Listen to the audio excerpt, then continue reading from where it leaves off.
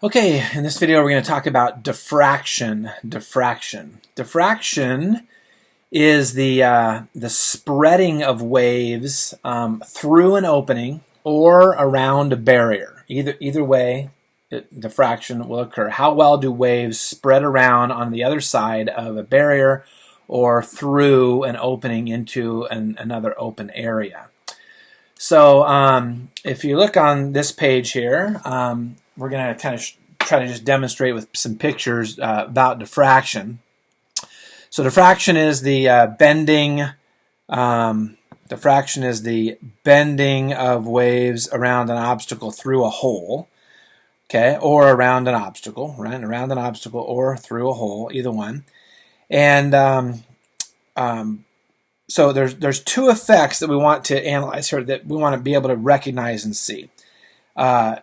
First of all, number one, the diffraction effects are greater for long wavelength waves. So the longer the wavelength is, the more it's going to diffract.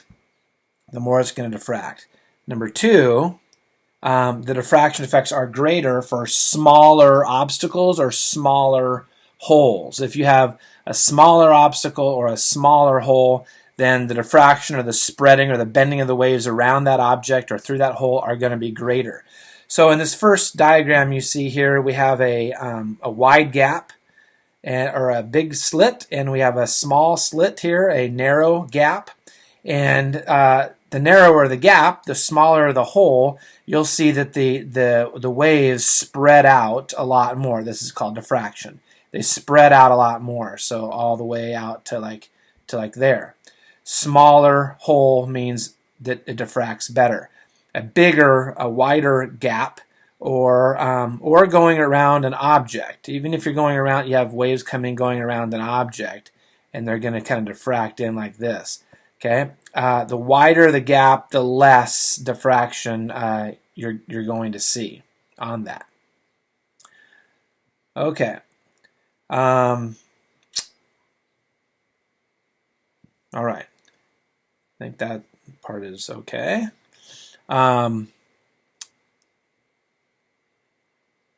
Let's see. We have so here's wavelength. Here's wavelength.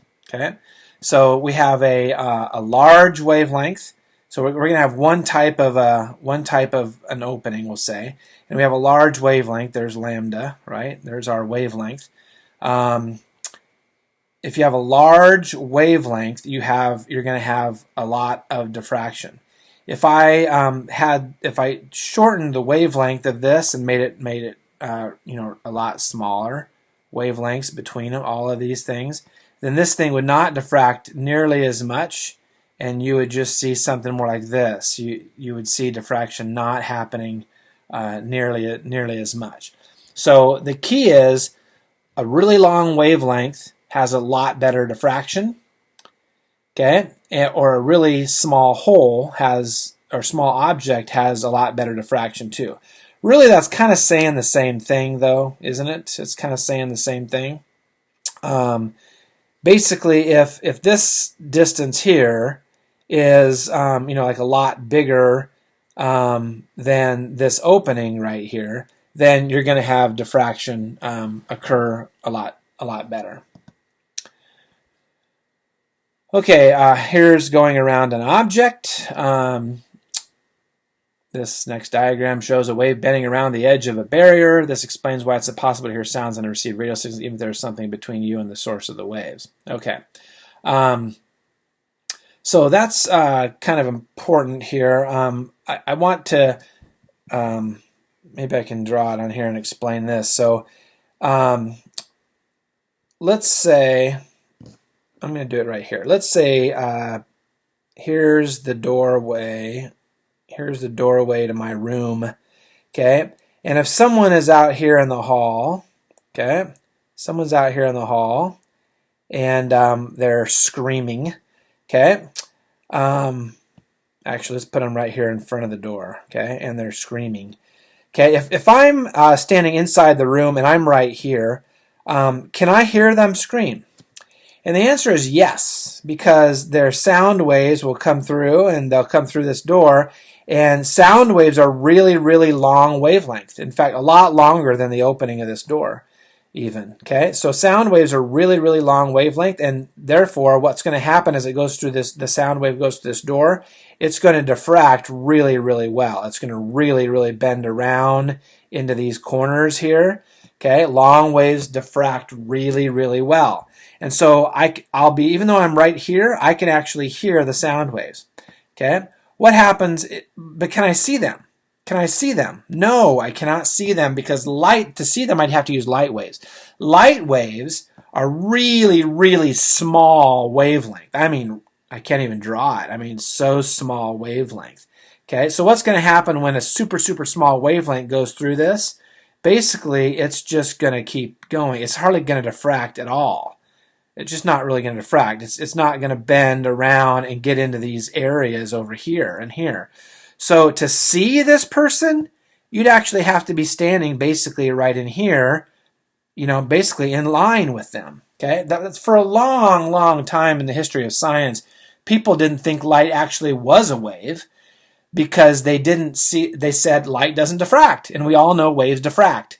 They didn't think light would diffract at all. Well, light will diffract. Light will diffract if you take the light, the very, very tiny small wavelengths, and you put them through an opening that is incredibly small, so small you wouldn't even be able to see the opening. Well, now these light waves, even though they're really small wavelength, are actually quite a bit bigger than the opening, and so yeah, they'll diffract, and you can actually see the light diffracting, but you have to put it through a really, really, really tiny opening. We call those diffraction gratings. Okay, and so they eventually did prove that light was a wave, or, you know, can be a wave. I guess there's some debate on that still, if you put it through a really, really tiny opening. So light waves, or any kind of waves, will diffract well if the wavelength is, you know, quite a bit bigger than the opening. So really big wavelengths will diffract a lot better. Okay, so this explains a lot of things. This explains that, you know, if you have TV waves, you might not get really good TV reception if you live kind of in a hilly area, because TV waves are a lot shorter wavelength than like radio waves. But radio waves are really long wavelengths. I mean, they're really long wavelengths. So it doesn't really matter. Even if you're in the city and you have buildings, radio waves will diffract a lot. So it doesn't matter what kind of hills you have. Radio waves will diffract right into all the little corners everywhere. Okay, but if you had like television waves or something, they're a lot smaller wavelength, so they're going to kind of beam out like this, right? And so they're not going to come down in here to your house. So if you have a lot of hills and things, the TV reception might not be very good because it doesn't diffract very, very well. But a radio wave has a long wavelength, so it'll it'll diffract. Sorry, I keep using the wrong terms. It'll diffract a lot better. Okay, maybe we can show that a little bit here in this kind of animation here. I can generate some waves over here and then go through an opening. And if the wavelengths are like way about the same size or way bigger than this, then you'll get really good diffraction on the other side. Let's go ahead and just generate some waves here coming out. And as they go through the opening, they're going to try to diffract. It's not great diffraction here. Here's the wavelength, see, between these two waves. And you know, it might be even a little bit smaller than the opening here. So the diffraction is not occurring great. You could draw a line like right here and right here. You're not getting a lot of good diffraction here. It's not really bending in here. There's big fuzzy areas over here and over here. But what happens if I make the slit here? If I make this slit a lot smaller? If I make this slit a lot smaller, now the wavelength is even though I'm not changing the wavelength, it'll be a lot bigger than what the slit opening will be. So diffraction should happen a lot better. So if I take the slit all the way down to like 1/2 inch or 1/2 centimeter, I guess. Now you see the waves coming through, really diffracting, big curvy waves, And really we have maybe a little shadowy region here and here, but the diffraction now is occurring much more. So if the wavelength is way bigger compared to the opening, diffraction occurs a lot better. I don't know if we can click on light, I guess, and see we have different wavelengths of light. So let's make this slit really small.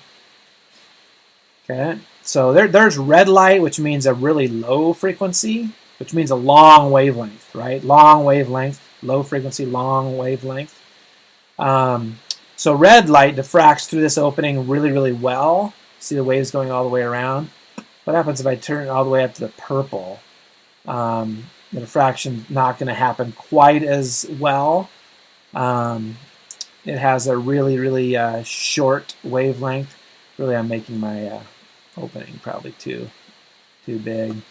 So there you see the diffraction there. See kind of a line right here and a line right here.